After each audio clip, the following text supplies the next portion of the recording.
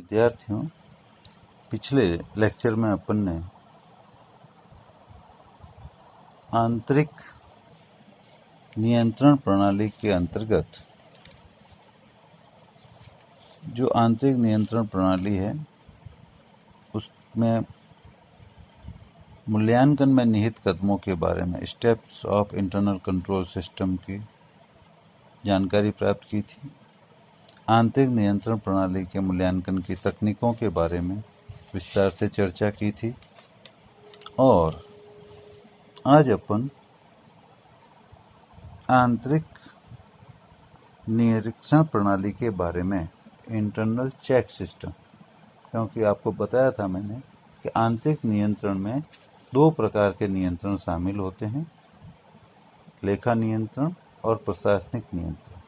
तो लेखा नियंत्रण के अंतर्गत दो चीजें आती है, आंतरिक निरीक्षण प्रणाली और आंतरिक अंकेक्षण प्रणाली।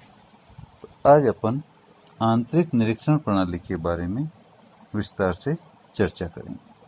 आंतरिक निरीक्षण प्रणाली इंटरनल चेक सिस्टम क्या है? आंतरिक निरीक्षण लेखा प्रणाली के नियंत्रण का एक महत्वपूर्ण भाग है। आंतरिक निरीक्षण का तात्पर्य व्यापार में होने वाले कार्य को इस प्रकार संचालित करने से है जिससे एक कर्मचारी द्वारा किए गए कार्य की जांच स्वतः ही दूसरे व्यक्ति द्वारा किए गए कार्य से हो जाए। इससे क्या होता है कि किसी भी महत्वपूर्ण कार्य को किसी एक व्यक्ति को कभी भी नहीं दिया जाता और कार्य का विभिन्न कर्मचारियों में इस तरह से विभाजन किया जाता है कि कार्य के साथ साथ एक दूसरे कर्मचारी के कार्य की जांच भी स्वतः होती रहती है। इस प्रकार विभिन्न कर्मचारियों का कार्य एक दूसरे का पूरक होता है। इस व्यवस्था में गलतियों को पकड़ने में आसानी रहती है और कपट की संभावना भी बहुत कम हो जाती है। कपट इस परिस्थिति में तभी संभव है जब एक कार्य करने वाले सभी कर्मचारी एकजुट होकर नियोजित तरीके से कपट के कार्य में लिप्त हो जाएं। इसके बाद अपन आंतरिक निरीक्षण प्रणाली की परिभाषा का अध्ययन करेंगे। विभिन्न विद्वानों ने अलग अलग परिभाषाएं दी है।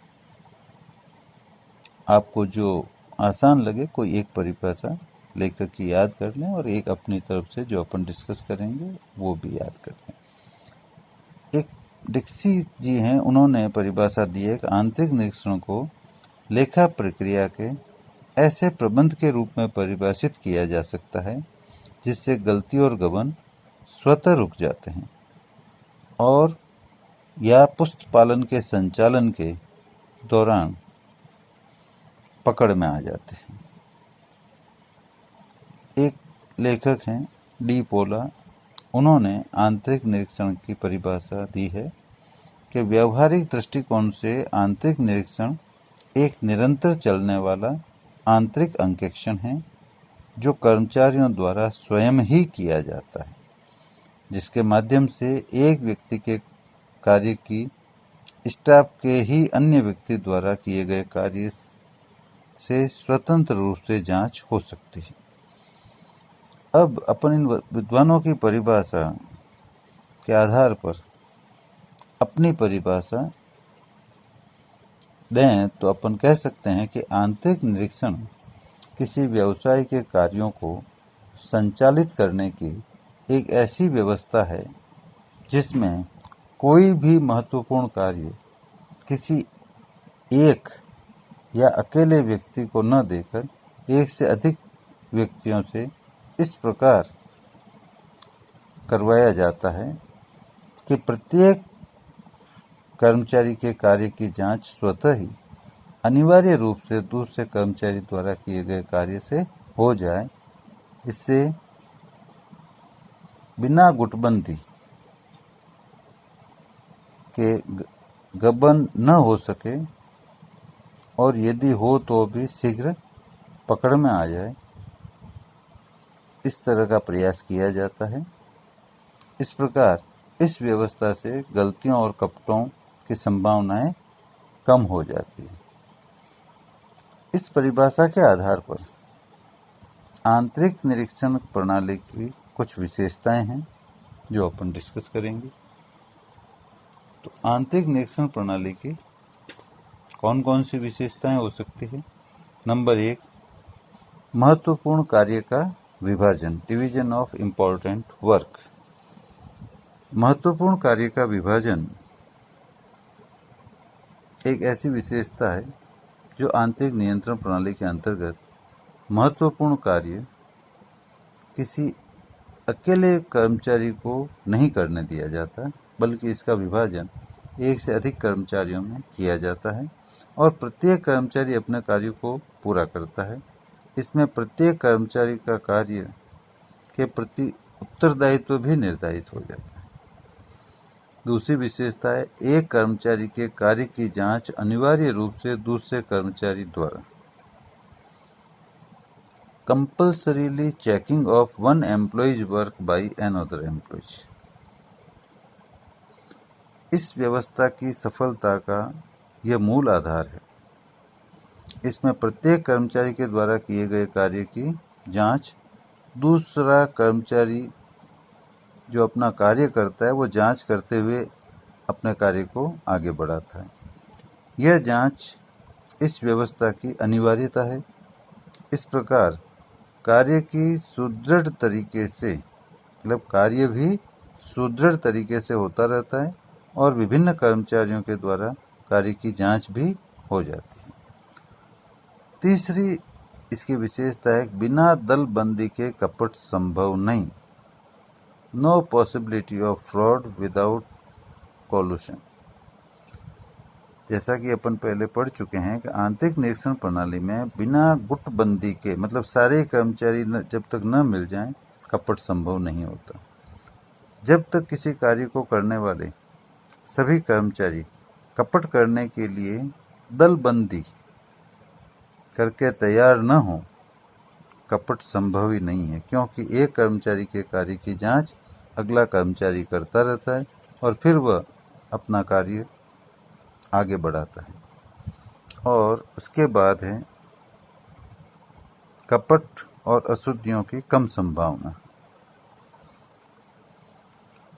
आंतरिक निरीक्षण व्यवस्था में गलती व कपट की संभावनाएं कम हो जाती है। यदि कोई गलती या कपट किसी कर्मचारी के द्वारा किया भी गया है तो अगले कर्मचारी द्वारा पकड़ लिया जाता है। इस प्रकार कपट व गलती की संभावनाएं कम हो जाती है। इसी तरह अगली विशेषता है, प्रत्येक कर्मचारी के कर्तव्यों और दायित्वों का निर्धारण। जैसा कि अपन पहले भी समझ चुके हैं कार्य के विभाजन में, कि कार्य का विभाजन करते समय उसको जो काम दिया जाता है उसके हिसाब से उससे अधिकारी दे दिए जाते हैं और उन अधिकारों के साथ साथ उनके कर्तव्यों का भी निर्धारण कर दिया जाता है। तो इसलिए यदि कोई कर्मचारी गलती करता है तो उसे उत्तरदायी भी ठहराया जा सकता है। इस प्रकार यह हुआ आंतरिक निरीक्षण प्रणाली की विशेषताओं का विवरण। अब अपन डिस्कस करेंगे आंतरिक निरीक्षण प्रणाली के उद्देश्य, ऑब्जेक्ट्स ऑफ इंटरनल चेक। आंतरिक निरीक्षण प्रणाली के जो उद्देश्य हैं उनमें सबसे पहला उद्देश्य है कपटों व गलतियों की न्यूनता या कपटों और गलतियों को न्यूनतम करना, to minimise errors and frauds. आंतरिक निरीक्षण का मुख्य उद्देश्य लेखा पुस्तकों में गलतियों को कम करना है। इसके लिए संस्था के कर्मचारियों में कार्य का विभाजन और संचालन इस प्रकार किया जाता है कि एक कर्मचारी के कार्य की जांच स्वतः दूसरे कर्मचारी के कार्य से हो जाती है और गलती और कपट की संभावना कम हो जाती है। अगला उद्देश्य है गलतियों व कपटों को शीघ्र पकड़ा जाना, to detect errors and frauds quickly.